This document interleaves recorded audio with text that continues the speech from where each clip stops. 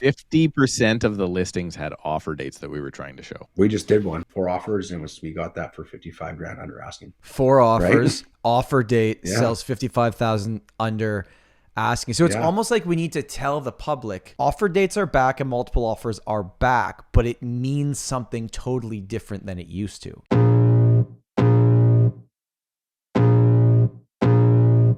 Welcome to the Tom Storey Show with Steve Karrasch and Tom Storey, where we discuss everything real estate or whatever else is on our minds.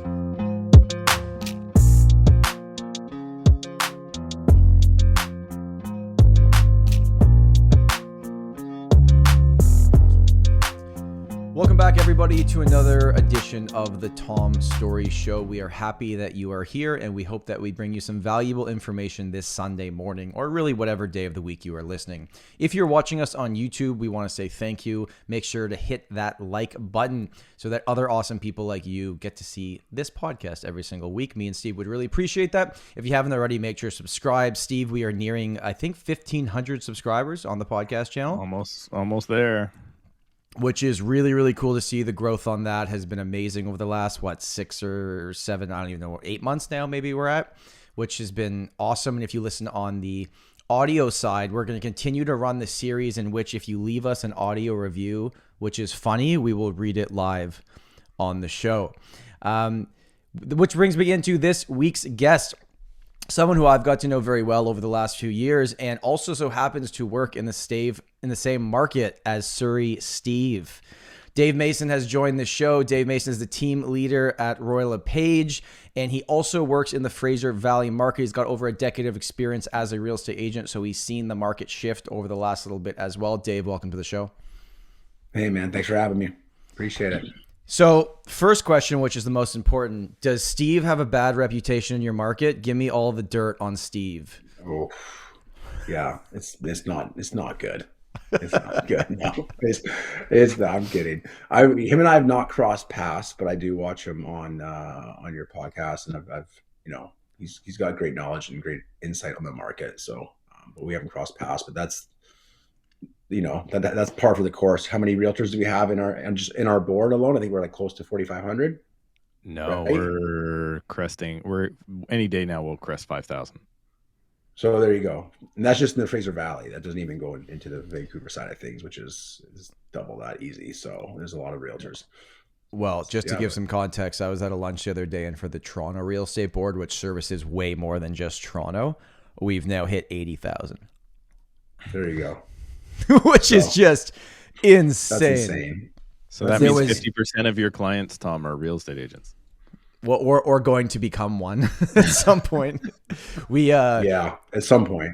Yeah, there was this graph that came out, and for our market to be in the top 1% of the Toronto Real Estate Board, you had to do 31 transactions, and of the 70-something thousand last year, 35,000 did not sell one property.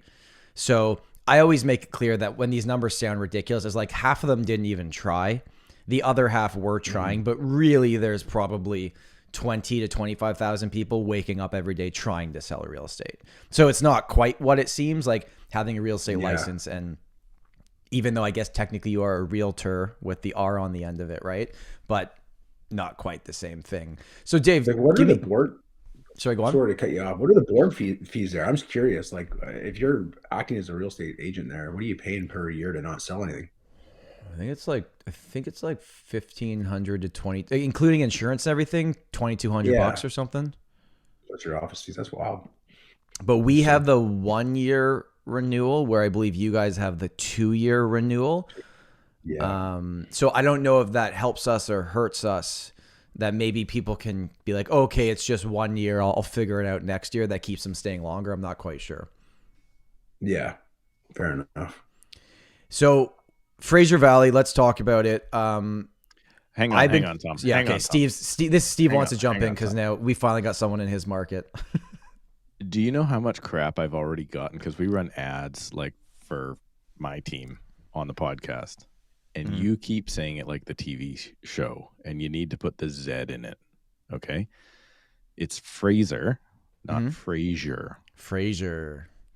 Fraser, like a razor blade. So you gotta do that, right? Like I'm learning how to say Toronto. There you go. How to say Fraser. Let's just call it the Valley for the rest of It's this also episode. Vancouver. You have to put the G in it if you're from here. Vancouver. There's a G in it. The Vancouver Canucks. Keep going. All right. Fraser Valley Market. All right. Well, I'm just going to avoid saying it from now on. Dave, have you noticed a noticeable uptick in activity? Because I know Steve's been finally saying like, hey guys, people are back. Things are happening. What have you noticed on your end? Yeah, same thing. Absolutely. The last like 2.5, 3 weeks, everything that we've done has been multiple offers, like every single buy side, sell side. The interesting part right now is those are not all resulting in the home selling over asking. So the way I don't know about you, Steve, but the way I'm looking at it is like, let's say you have 4 offers, you have 2 separate buyers in that situation. You have 2 people that think that everyone is desperate and no one can afford their mortgage anymore. So when they see a listing, they put in an absolute number that doesn't make sense as an offer to see someone was desperate enough to take it. And then you have the 2 other parties that are more or less in tune with the market, a little more confidence maybe with this last announcement from Bank of Canada saying, okay, these are the rates for now. They're going to pause them. We don't know how long, but these are the rates. These are the prices. Let's make a move. And they're putting in market or value or offers that are in line with market value. That's what I'm noticing. Yeah, but how about you? 100% the same thing. So not really achieving over ask. I heard of one property not far from me, and this is all heard through the grapevine, so I don't know for sure, but I heard they got 15 offers and still didn't go over asking. But they had 15 offers. Yeah. So, and then I heard another one that, you know, there was one that came up for like $1 million in Fleetwood. Tom, that means nothing to you, but yeah, they don't know exactly. You know, came up for $1 million, and I'm like, well, that's an easy 125 house, and it sells for like 125. So it's like, yeah, you know, are we crazy? No, but yes, everything almost seems to be multiple offers. Even the stuff that was stale last year that's relisting, it's moving, or is it like even stuff that's been sitting for 70 days is getting offers, or is it because they've relisted as a new listing? I'm seeing both. I mean, through the grapevine, we haven't personally dealt with that, but someone came into my office yesterday and we were talking about that. And they had written on a house that had been on the market for a while. And then they put an offer in, whatever, a few days ago, and they went back and forth. And all of a sudden the agent called my friend Tom. I was just like, hey, like, we have another offer and you're competing now. And he was like, this thing's been on the market for months. And all of a sudden now we're competing. It's just what's going on, right? So we had, I actually did, Tom, this is kind of nice for agents out there. If you want to send us referrals, we'll take them. Got my first successful referral off of the podcast from somebody back in your neck of the woods. And we just firmed it up. But that house was on the market since like June or July or something like that. And they canceled, relisted, finally hit the right price. They weren't hanging on to June's prices anymore. And we were up against 3 other offers. So there was 4 offers on a house that was previously on the market for like better part of 6 months. And as soon as they hit that price point that made sense, 4 buyers were like, let's do it. What was the delta though? What did it start at and what did it sell at? Like how overpriced was it to get down to the point that people were actually interested? The sweet spot that I'm seeing in detached right now, so it was detached home, is kind of like 1.4. Anything under 1.4, maybe even as high as 1.5. But those were 1.7 houses a year ago. Maybe even more. Yeah, we just had that on a place in like Clayton. You obviously know Clayton. And it was, they were on the market. We targeted an expired listing and they were on the market for over 130 days. And we came in and we just, not only did we adjust the price, obviously, but we adjust the efforts in regards to like the staging of the home and the presentation, but we ended up with 5 offers. And that was listed right in that sweet spot, 1.329. And they ended up walking away with just over 1.3. Wow. That's and so why? So, and that was 5 days in the market. So why is this happening? Like, I think some people are like, but still the rates are high. Why are people now coming out when we've all been told things should continue to get worse? Why are people interested now? What happened? Did people wake up on January 1st and go, I like homes again? Like, what happened? I think tight inventory in certain pockets. And I honestly think now that let me know what you guys think, but I think buyers are now understanding, okay, this is the price, this is the rate. And when you're looking at it, there's so much education out there being pushed out about, okay, yes, the rates are higher, But if you were borrowing in the low twos and you're paying 400 G's more on your home, your payment was the same, and the opportunity for wealth growth wasn't as great as it is right now. And now the prices have adjusted so favorably for the buyer that maybe buyers are recognizing this and saying, hey, this is a good buy. Like, I'm getting a 5-bedroom home here with a 2-bedroom basement suite mortgage helper for 1.350, 1.4, when, like you were saying, it's 1.7 last year. Like, let's make this work. And I think, Tom, we're also noticing, Dave, correct me if you're not seeing the same thing, but most of that kind of speculation, investor, like we have a market where most of the homes over, let's call it 40 years old, will be bought up by investors to eventually tear down and rebuild. So those guys have bowed out of the market, right? Because rentals make no sense. Those are still $1.2 million homes. They need a lot of work. Those guys are bowing out. So the owner occupiers, though, are like, oh yeah, I still need a place for my kids to live, and I still need the good school district and all that stuff. So that's what's driving people right now. Owner occupied, like 2-bedroom condos. It's a tough market right now. First time buyer, Yeah, I agree. really tough market right now. 1-bedroom condos, though, maybe not. And then, like Dave's saying, so that area that he's talking about is kind of like 10 to 20-year-old houses, right, with basement suites, that sort of thing. Those at 1.3 are looking super attractive. The 65-year-old house that needs a ton of work in a bad area, not so much, right? Not so much, yeah. You guys got to come to Toronto. 65-year-old houses here are considered new. like the house I just moved into was originally built in, I think, 1910. Lots has been done since then, but we obviously have new build homes. Most of our new stuff is condos. That's all in Vancouver here. That's what I have to myself. That's where I live. I moved to Vancouver with my wife, and same thing. All the stuff out in my pocket is like 1905, like heritage homes. There's not many new ones, but yeah, it's a different beast out there. Do we have any of that, Stephen Surrey? Any heritage spots in my? I mean, old timey Cloverdale. There's a few, but those are all. I don't think there's any heritage designations outside of a couple. Yeah, but Tom, you'll be blown away. Like, there's one particular pocket subdivision done in the very late 80s, early 90s called Eagle Crest. And just before lockdown, so let's say 3-4 years ago, in 1989, home was torn down and rebuilt. Right? Like right one in off the corner. I pass by it every time. It's just off of 60th Avenue. And I'm like, I don't understand. Why would you do that in that area? It's not, I mean, it wasn't even the best location, best lot. It was just, I guess somebody got a house and they wanted to build. So you could have bought probably cheaper real estate and more in need of a teardown, probably would have got a better deal in just as good of an area. Somebody tore it down and built. We are getting 1980s houses torn down here now. And why are they tearing them down? What's wrong? What's wrong with that house? It's just not big enough. Is that the issue? Yes, I think we have an economy here of builders, right? So we have a ton of people that stay busy in their jobs by building houses. So I think there's a ton of that. But yeah, those would have been 1,700, 1,800, maybe 2,500 square foot homes, and now they're putting 5,400 square feet on the lot. Yeah, they're maxing out.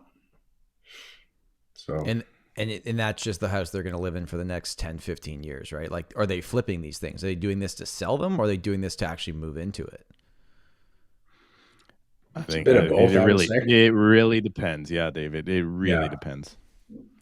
So what I'm trying to figure out is, in Toronto, from about July last year until today, our market's actually only gone down 3% from the average monthly numbers, okay, from July till today. And actually, if you look at early February numbers, which aren't officially out yet, we're actually back. We're not even down. We have not moved for 7 or 8 months. And that's what I'm trying to figure out. And I'd love to know if you guys know what your data is in the last, Steve's probably looking right now. I'm looking it up. So, because what I'm trying to get at here is like, well, if the prices haven't actually moved in Toronto for the last 7 months, why is it that the action has returned now? Why is it now that people decide? And it's probably because of the last Bank of Canada hike where they said conditional pause and things like that. Dave, I'd like your thoughts on that. And then Steve, could you let me know what your side of the numbers look like? Yeah, I agree. I think there's more buyer confidence in the market right now, in regards to where it's heading and the opportunities that are presenting themselves. And I think people are finding a way to make it work, just all across the board, housing, everything, like just spending in general. I think people are finding ways to make it work, whether that's getting a second job or whatever it means. They're finding ways to make it work, and they're purchasing real estate because, as we all know, it's one of the best investment tools for financial growth. And yeah, long term, right? If you're going to hold it long term, yeah, and people see the opportunity and they acknowledge that, and I think that's why we still have a pulse in the market. I don't think there's ever been such a, like, no matter where you look on social media, at least for our demographic or whatnot, the number one tool everyone preaches is real estate. So I think people see that and they're starting to make a very valiant effort on making that happen for them personally.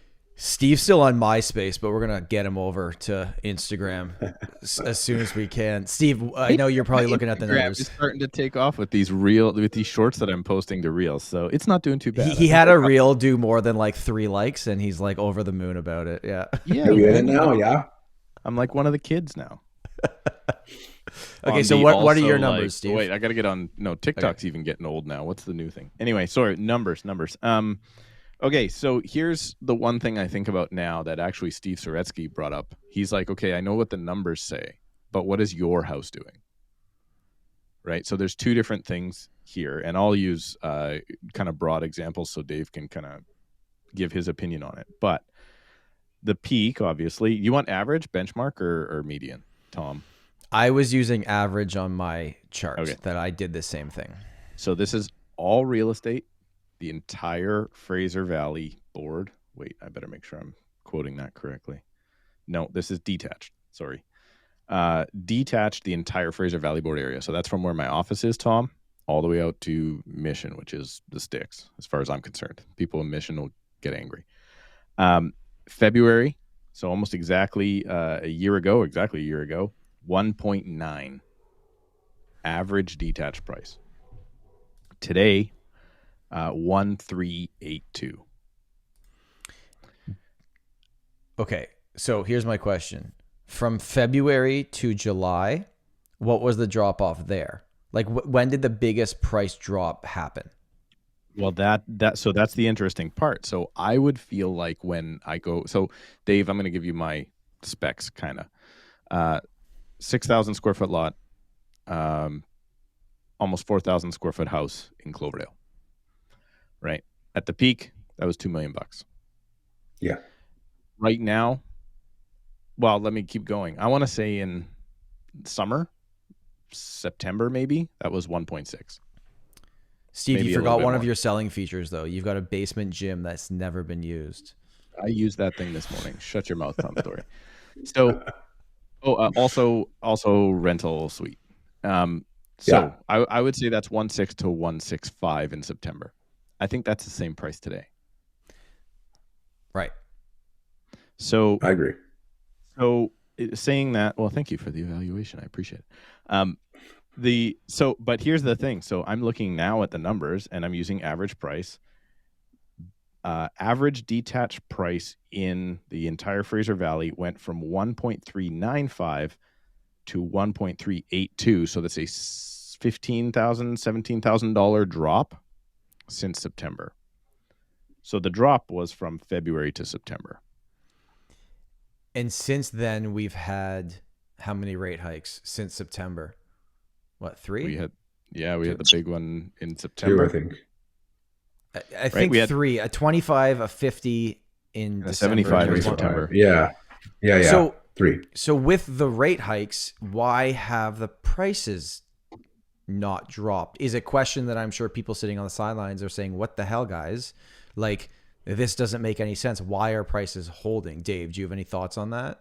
This episode of the Tom Storey Show is brought to you by Lendlord. If you've not heard of Lendlord, it is a software platform designed for real estate investors. It helps you easily track your portfolio and get reminders when things like rent and utility payments are due. But the best feature and my most favorite feature of the entire platform is something called a deal analyzer. This is where you, as a real estate investor, can log into the software, plug in your future potential purchase, and the system quickly comes up with important information like cap rate, cash on cash return, and even future potential values. It's a totally free software, but listeners of the Tom Storey Show can get 90 days of the upgraded paid version right now totally for free by either clicking the link down below in the description or going to lendlord.io/TomShow. And if you're a real estate agent and you're not using this software to quickly and efficiently analyze deals for your clients, well, I think you're doing your clients a disservice. Download Lendlord today for a quick and easy way for you to analyze not only your own future purchases, but those of your clients. So again, that's lendlord.io/TomShow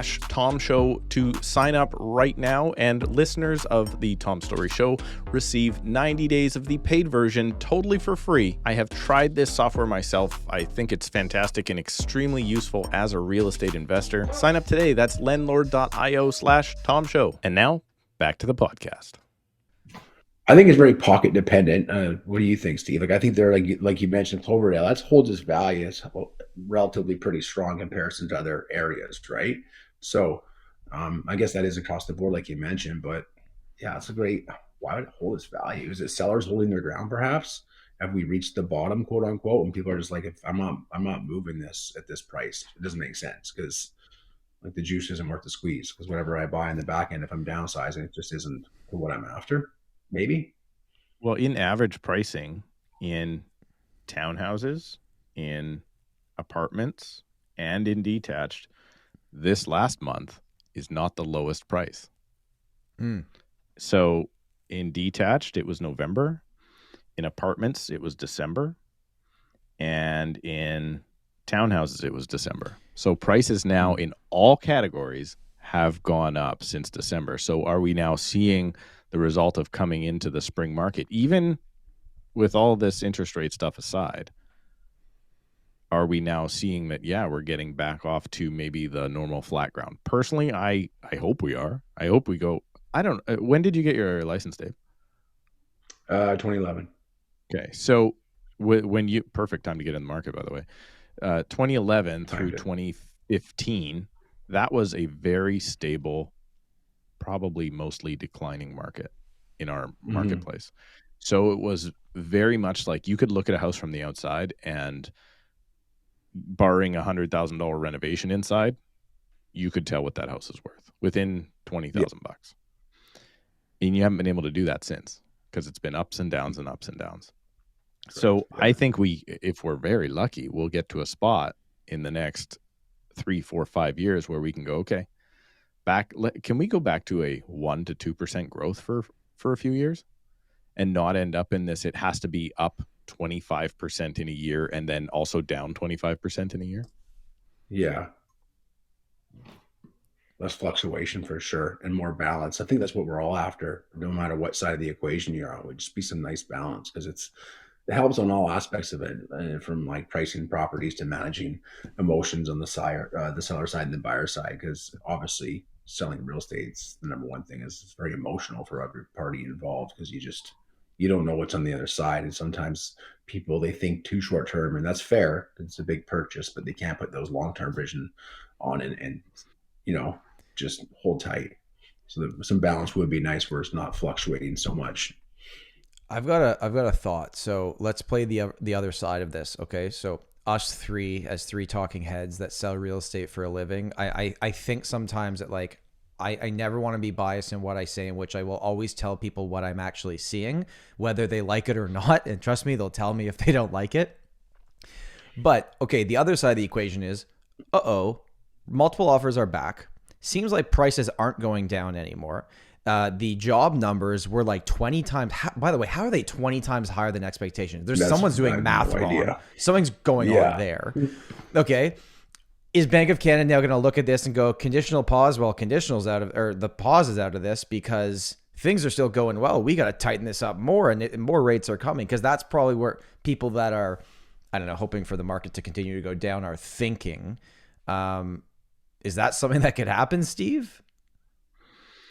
I don't know, man. That jobs report was kind of scary. How are they that off? They said the actual numbers they were estimating was 15,000 new jobs, and there was 150. Yeah, 150. Like they were That's 10 crazy. times wrong.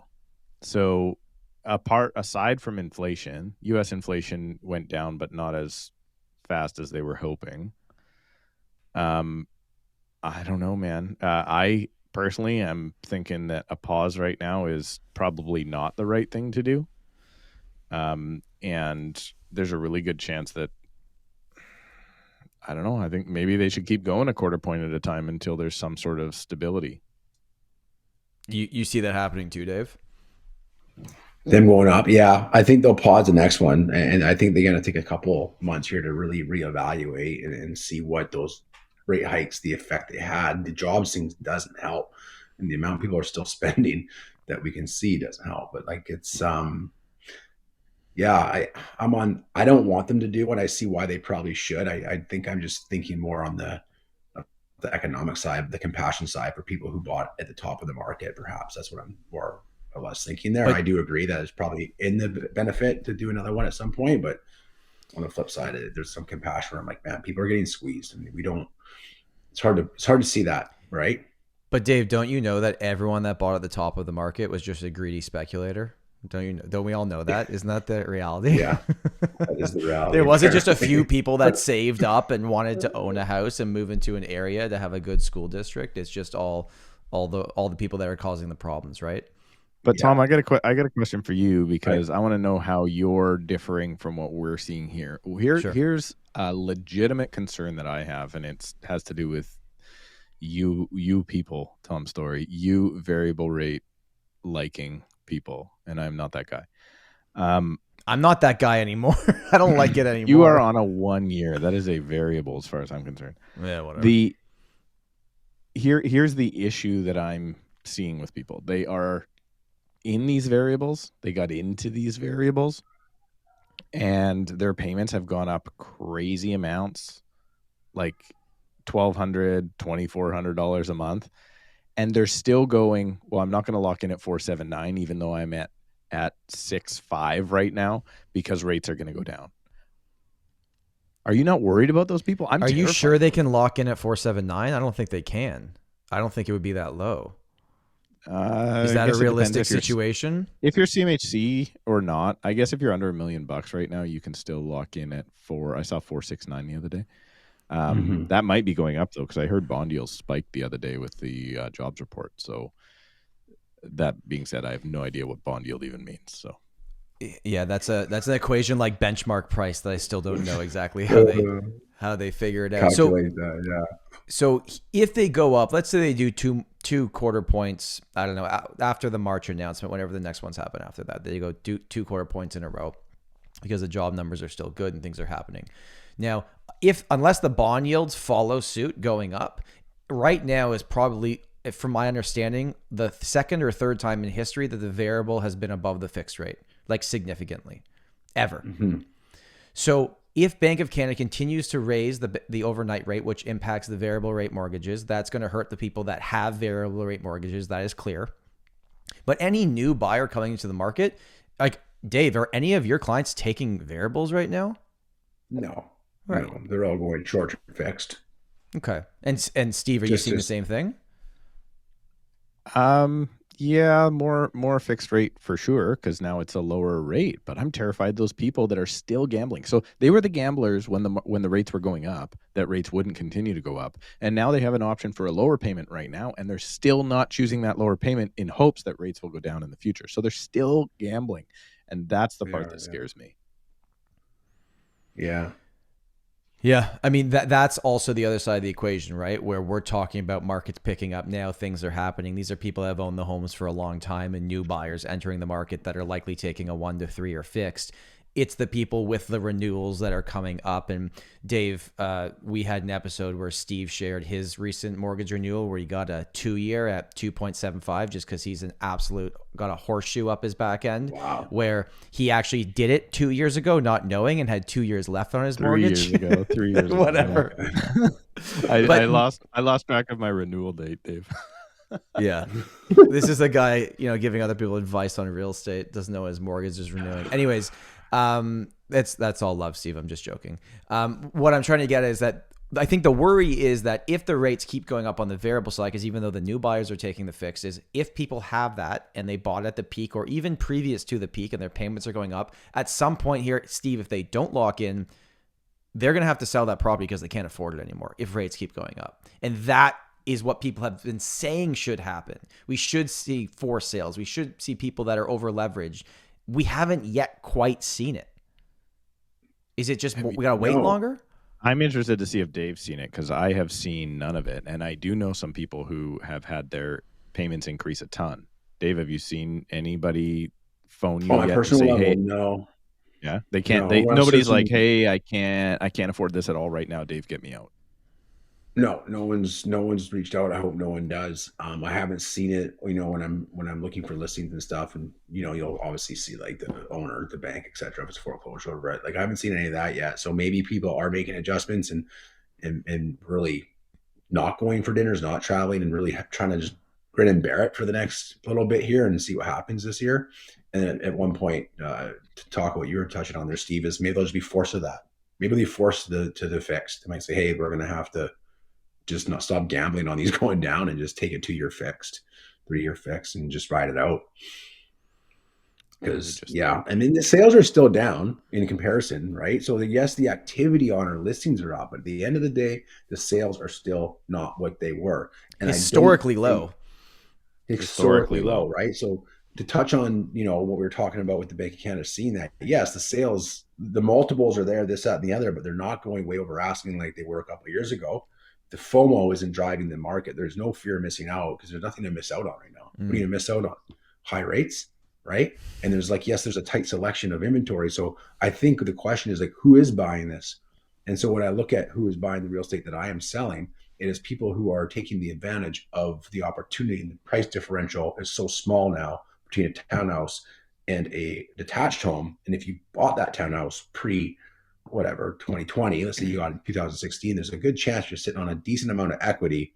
And if you sell that and buy a house with that rental suite, even with the rates the way they are, your payments might be similar. And even if they're a little higher, you're in a detached home. So getting a much bigger that's house. been something I'm getting a much bigger house, right? So that's been sort of where I've been looking at on my side of things. That people who are making those moves that's the kind of what I'm seeing there for. Steve, with your team and the buyers, who are the buyers? So Dave just went over, a lot of his are the upsize, sell the townhouse, buy the house, which that's a ton of our business right now too. But we're selling the condo, helping them into the entry level house. Who are the buyers on your team right now, Steve? Who are they? You name it. First time buyers, move ups, not move up to detach though, coming into town. Investors are reaching out, but they're doing something a little strange. Investors are going, I've got all this money. I want to invest in a property. I know prices are down. And then as soon as we have conversation, they go, okay, well, I'm going to try and time it better. So they go, well, our price is going to keep going down. And I go, probably. We probably got another 6 to 9 to 12 months of downward trend, probably not the downside we saw, but that is enough to go, okay, well, I'm going to try and time the market. So they're not necessarily super savvy investors looking for the right product to own for 20 years. And that's what Dave said earlier. They think too short term. So when I go, what do you think that property is going to be worth in 20 years? They go, well, for sure it's going to be worth a crazy amount and I should make this investment. But I want to wait 6 months to get a better price. Right. So again, they just think of this really short-term thing instead of what an investor should do, right? Which means they're probably a little too junior on the investing side. They're not looking at it with that long-term mindset. They're looking at the cash flow, or in most cases, probably not so much a cash flow, right? Like you're probably a little cash negative right now, depending on what you're putting down. But I've said this before. I say it to a lot of people who are wanting to invest. Like when we run the numbers and your cash, you're negative $400 a month, and that's not ideal. But I'm like, what are you putting $400 into an RSP right now? Yeah. In 20 years, at $400 a month for a year versus 20 years, where would you rather be? And everyone says the property. It's just that gut wrench feeling like, well, what happens if the people move out for a month? But that's why you have contingencies, right? For a month of vacancy. And let's be honest, the vacancy rates are low. So at worst, it'll be 2 months vacant in this pocket because there's no rentals. Yeah, they don't like right now. Tom, what's your market? Because we're about 30 to 35% down before you break even. Oh, we're the same. I mean, you can manufacture cash flow in Toronto by putting down 40%, but you know, the days of 20% cash flowing are long gone. On typical, maybe like higher priced properties with several units, but for the typical one dwelling unit, yeah, those days are gone. So Dave mentioned how low sales are, and in the Fraser Valley in January, it felt like there was no such thing as a sale. Right? Wasn't it since 1980? What was the stat on that? Well, so I've got all property types up here right now, and Stat Center, our stat, we got all these different stats places, but one of our ones only goes back to 2005. So since 2005, Tom, I'll let you guess first. There are 2 Januaries, and those are also the next 2 lowest months ever of lower sales than this year. What, 2008 and 2016? January 2009 is the lowest, right? Still, right. Okay, that makes sense. Still almost like half of where we were this last month. So that's how bad 2008 was. 2013. I thought you guys saw the dip in 2016. That's why I guessed that. We did see, so January, but still it's, I mean, not double, but almost double from this January. Right. So what? How many homes sold? 2016 for us was detached foreign buyer money exited, right? Because of I guess it was the foreign buyer tax. And that's what caused Vancouver to go to crap. But the Valley didn't see the same thing that Vancouver did. No. So how many homes sold? This January, 587 in the entire Fraser Valley. And then to compare it to 2008, 356. What about last year? What was the peak market? What was 2021 or 2022? 2022, 1,236. Okay, so more than double. Yeah. More than double. And the last time we had something even close to this was April 2020. Makes a lot of sense, right? Where you weren't supposed to go outside. Yeah. But let's go back to January 2019. Not 730. So not that much different, 150 more than this year. So people love to forget these crappy markets that we've had. 2019, I don't know about you, Dave, my worst year ever. Like it was 19. Yeah. It wasn't my worst year ever, but it wasn't definitely the strongest, to say the least. It was terrible at that time. But then here's the trend, though. This is looking forward. Days on market now is now up to 33. So that's not nuts, but it's a long cry from 7, where it spent all of last year. On your tracker, sorry, just quick question. On your tracker, does days on market track relists with the same brokerage? So it's like a full days on market? No. So 2 listings could count as, one house could count as 3 listings if it's relisted 3 times. This is only the sale listing. Okay, so only if they sold. Okay, gotcha. Yeah, and if they don't sell, it's not on. And if they cancel relist, it's not on. That's what I was going to ask. So let's say they're on the market for 60 days. They do not sell. They take it off. They relist. They sell in 5 days. What number goes into that chart? 5. Okay. 5. Yeah. So, all right. Okay. Yeah, I was looking at this. I was kind of raising the stats with Austin last week, and like just kind of looking at expireds and everything. And last January 30th or whatever, there was 22 expireds in all of the Fraser Valley, and this year we had over 700. Whoa! So it's just insane the amount. That's insane. But North Surrey So, right now is 13 months of supply and detached. So that's what you would expect, right? But there's so much junk out there. I'm doing an evaluation yesterday for a fellow with a beautiful house in North Surrey, and the comparables were like as is, where is, no value in the structure, right? That sort of stuff. And so when you're asking $1.5 million for a teardown in North Surrey, you're going to be on the market for a long, long time. well, And that's as I probably mentioned earlier, that's probably a lot of the buyers and a lot of the owners out there.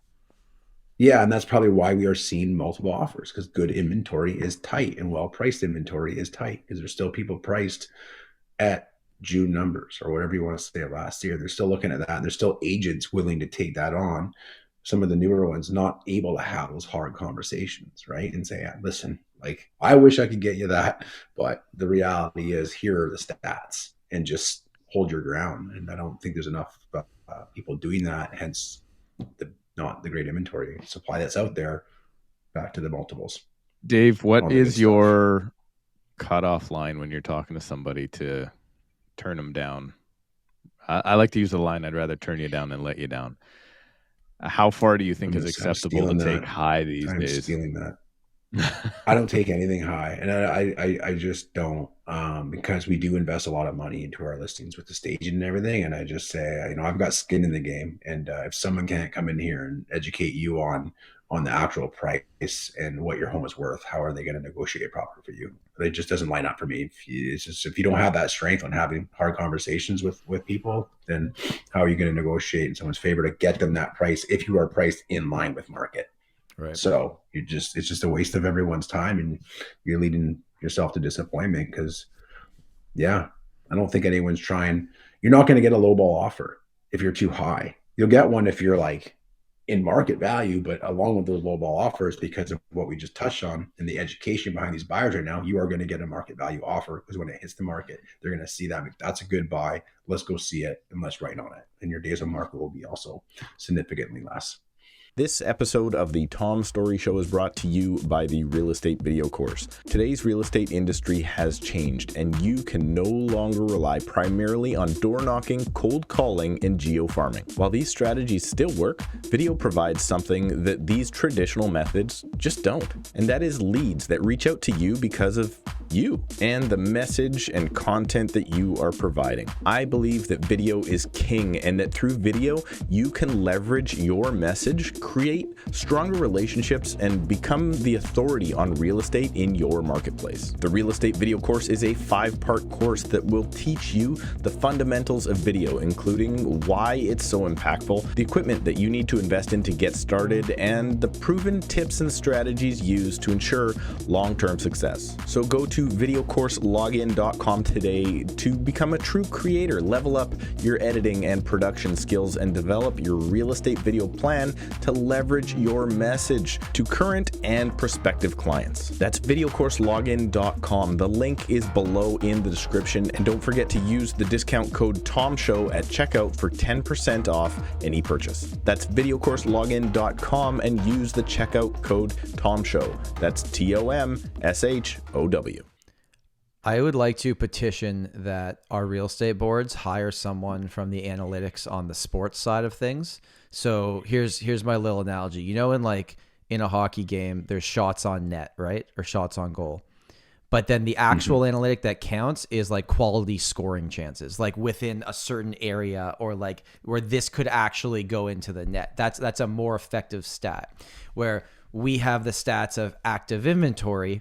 But it'd be nice if we had a one of like actually well-priced inventory people want.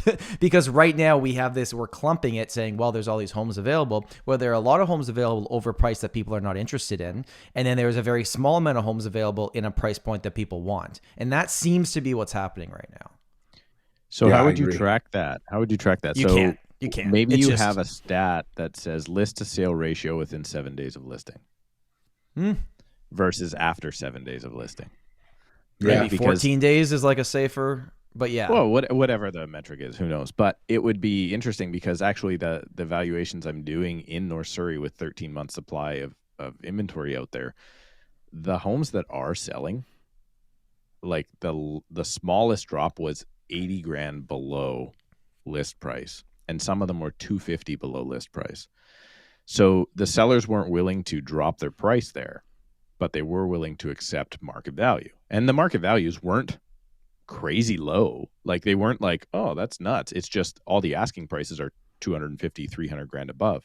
But there's not a lot of people willing to put their homes near market value because they're looking at all the other sales. And I think this is an agent education thing. They're looking at all the other sales saying, well, everybody's getting 250 below ask, so I have to ask 250 above.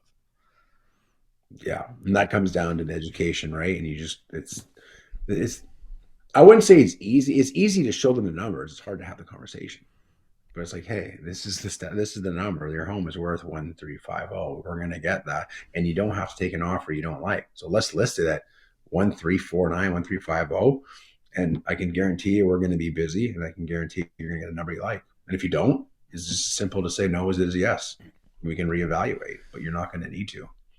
I can see this in like two different ways, right? So right now, in the Toronto market, I think we're getting about 98% of asking price across the sales that are happening are averaging 98%. So we've actually, like, I'm giving away my strategy here if anyone's listening, but everything we list for the condos, we're listing $10,000 to $15,000 more than they are worth. So that when the buyer gets it 10 grand under asking, we have set them up for that the entire time. They feel like they've won. We've known exactly what we're doing the entire time, right?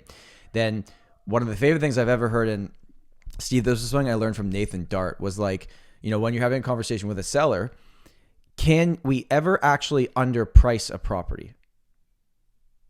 No, because if you underprice it, people will come. You got multiple offers, it will sell. You can undersell a property, but you can't underprice a property. You can sell it for less than it's worth. That's clear.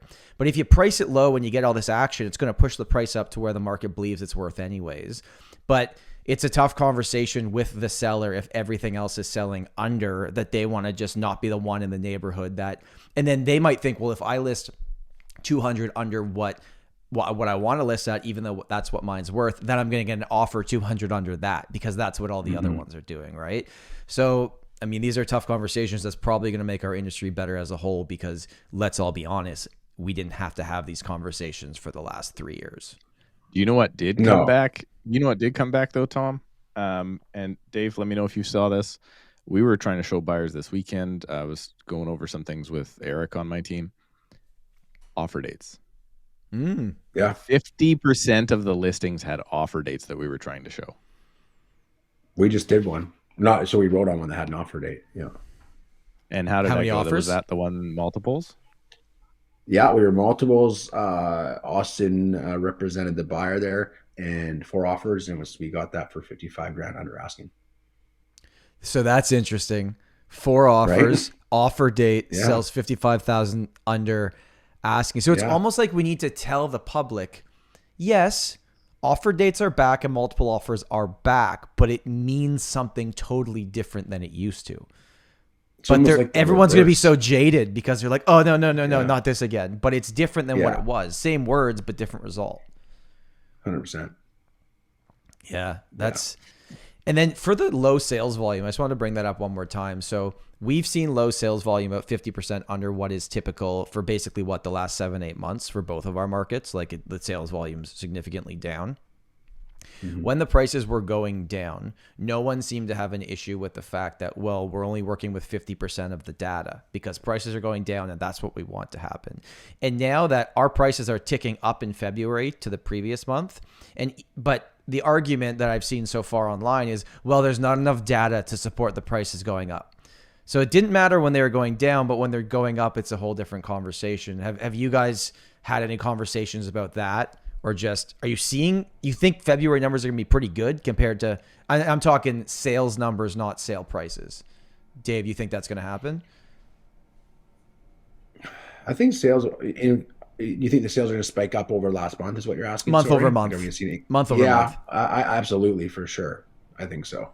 They already have. I think, yeah. We have a really cool tracker, Tom, on our MLS system where it shows you how many sales in current working days of the month compared to last year and last month. So that's what's a really working day? Monday to Friday.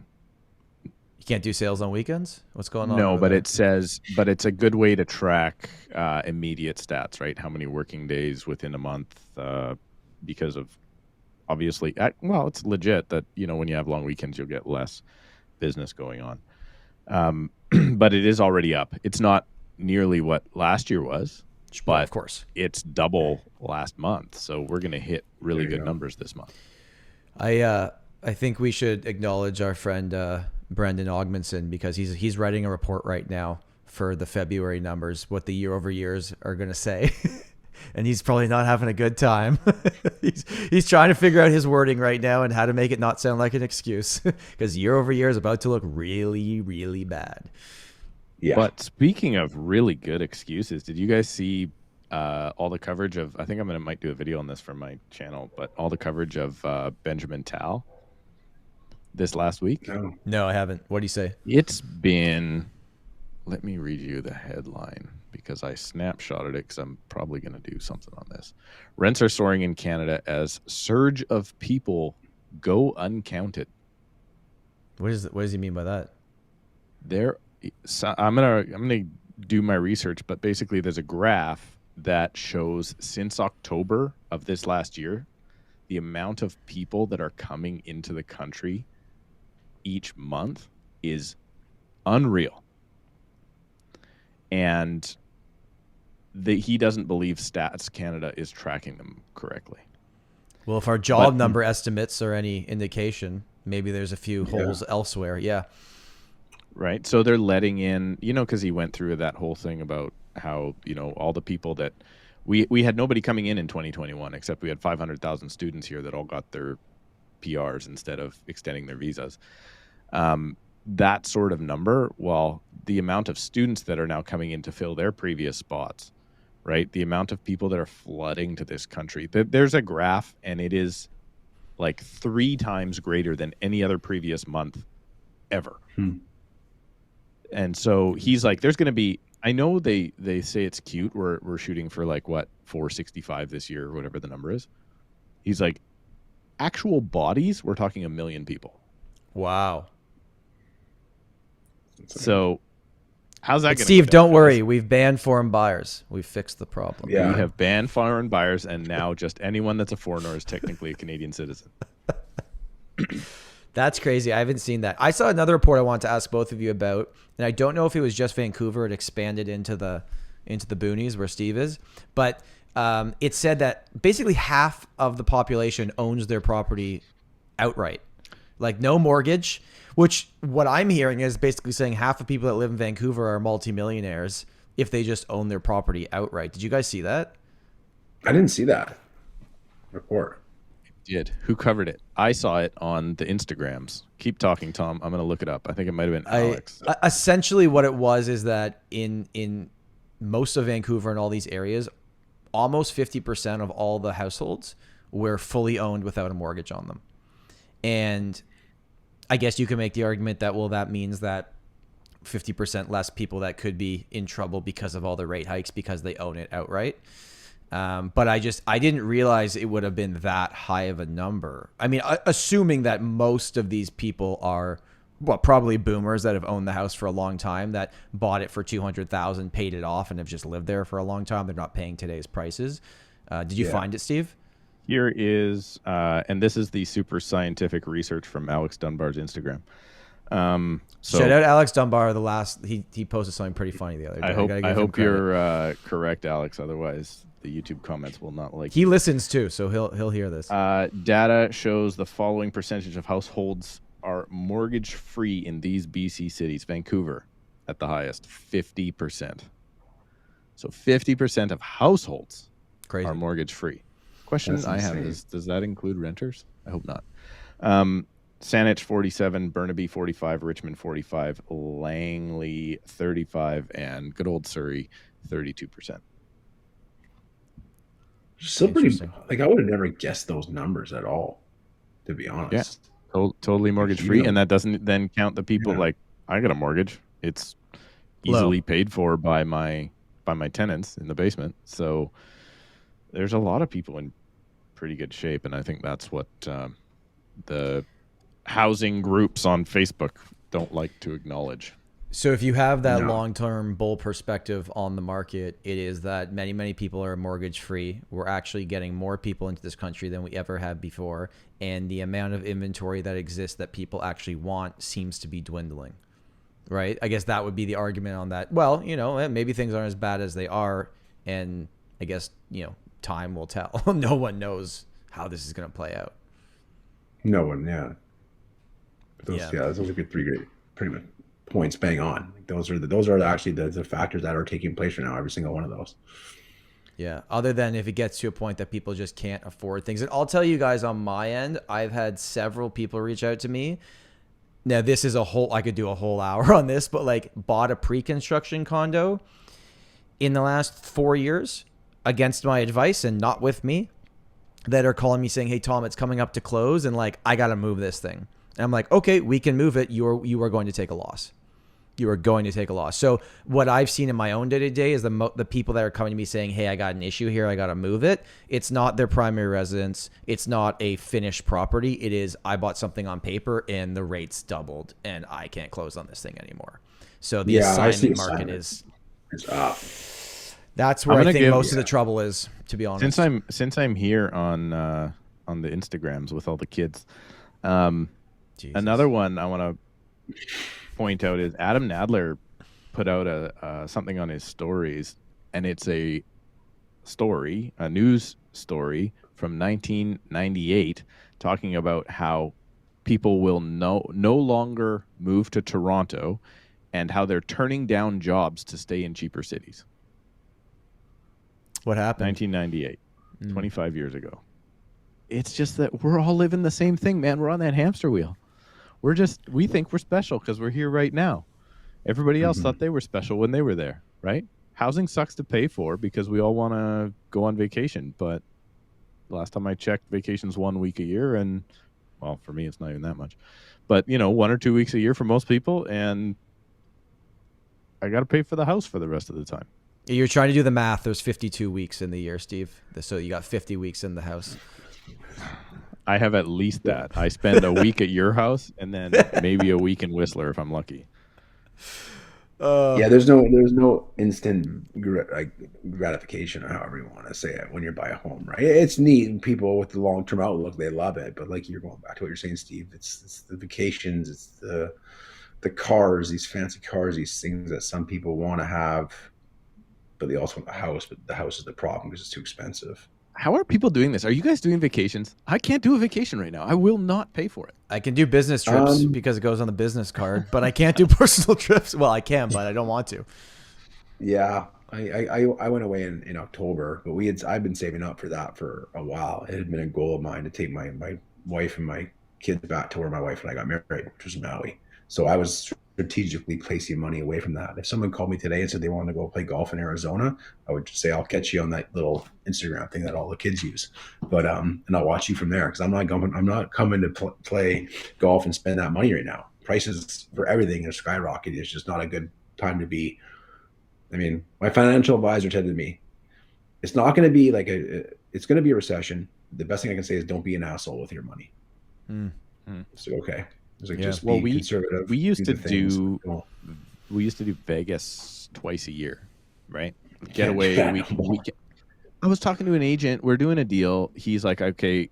It came up that he was just coming back from Vegas that day, and he was there for Super Bowl. And he's like, "Listen, a couple too many drinks. I went to the corner store on the way back to the hotel room, so I had water for the morning.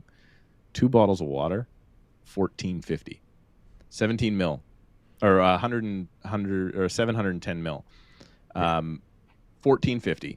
And he's like, during Super Bowl Sunday, American, so $20 Canadian. During Super Bowl Sunday for gambling, the cheapest hand of blackjack he could find was $50 a hand. I mean, but to be fair, we're talking about Super Bowl weekend. Like that's not normal. $50 a hand, Tom Storey. I don't know what you Toronto agents make, but us Fraser Valley agents here are not spending $50 a hand on gambling. And then I don't gamble. Bad. I don't gamble my money in general. So it's just expensive there in general. I've had a few friends that went there, and it was bananas. It's like yeah, just the amount you have to spend to enjoy yourself there is the juice isn't worth the squeezes so much. It's such a waste of money, in my opinion. So Tom prefers to back gamble on his interest rates. he's definitely not putting money on the he's definitely not putting money on the Maple Leafs this year. He better not. No, every time I do that, I lose. My goal this year, I actually went to the game last night. And by the way, I said this many times on the podcast, but I went to like just this random little like pub beforehand. We got the last seat in there because it was so packed that people wanted to go and spend their money and buy beer at this little random pub that isn't even anything fancy.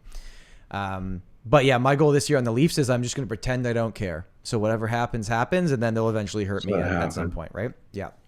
Yeah, that's what works out for us over here in Vancouver. I want to wrap this up, Dave, with kind of a few final thoughts. There is a mix of people that listen to this podcast, and if you've gotten this far, you're either a loyal person that's interested in the market, but you're likely a real estate agent if you're at this part of the podcast. So you've been doing this since 2011. You have seen a lot of success. You have really built a great business.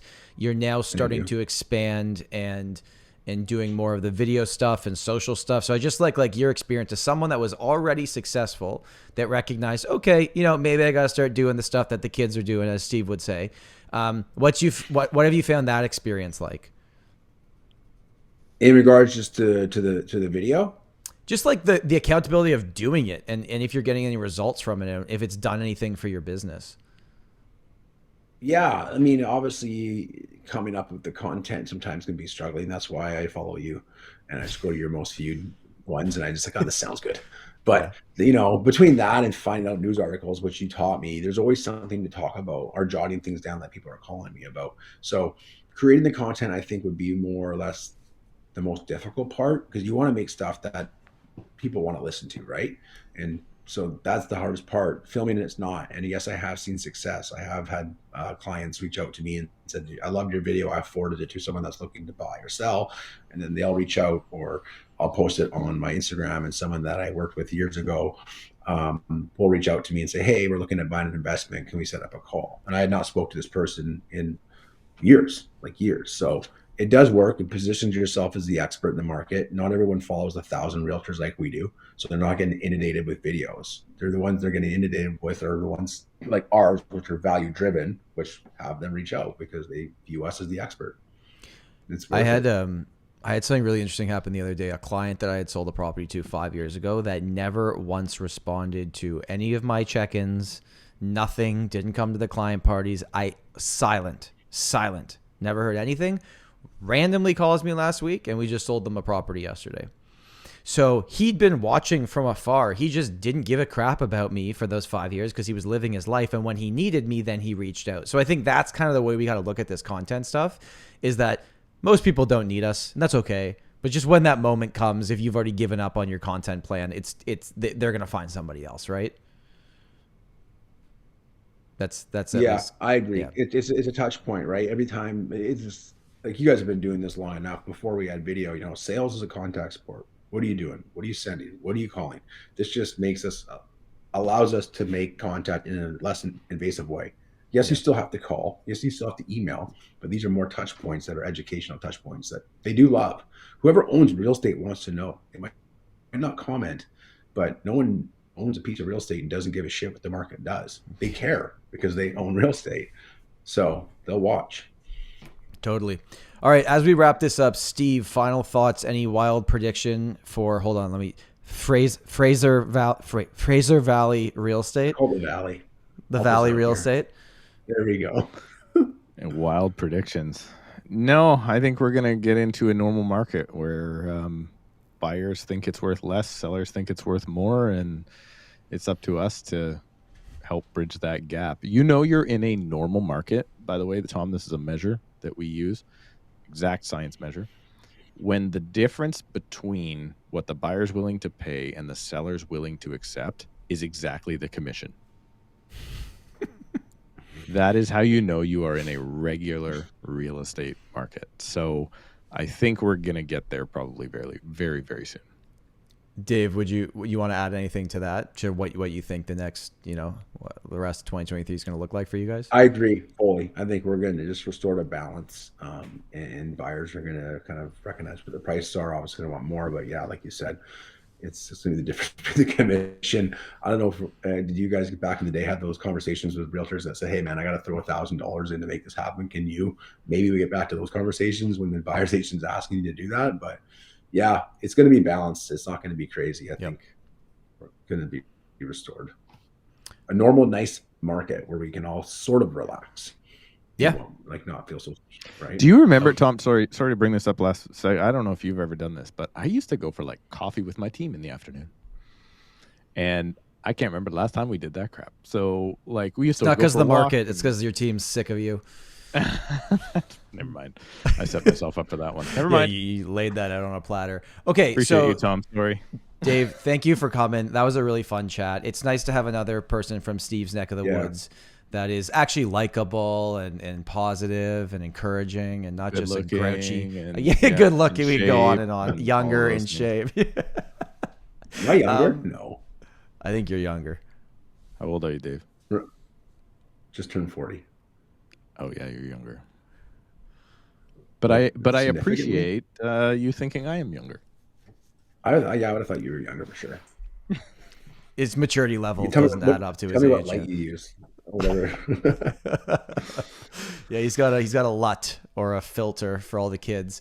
All right, Dave, thank you for being here. That was a lot of fun. I think what I'll end this episode on is something that I had heard someone say a while back. If you look at a 40-year chart of Vancouver, Greater Vancouver area, or the GTA or Toronto, real estate goes up and down, but it tends to, over the long term, I'm not talking about 10 years, I'm talking about long term, it tends to go up and down in an up direction. Regardless of if we like that or don't like that, that seems to be the reality. So that's how I want to kind of end this episode, just for people to think about that. Thank you for listening. Thank you for watching on YouTube. If you got to the end, congratulations. That is awesome. Thanks for listening to two fools and one smart guy. The smart guy's in the middle of the conversation. We will see you next week. And if you haven't already, make sure to like and subscribe. Bye. And leave a review. Anyway. Okay. Oh, we're still recording. We're good. Okay. One sec.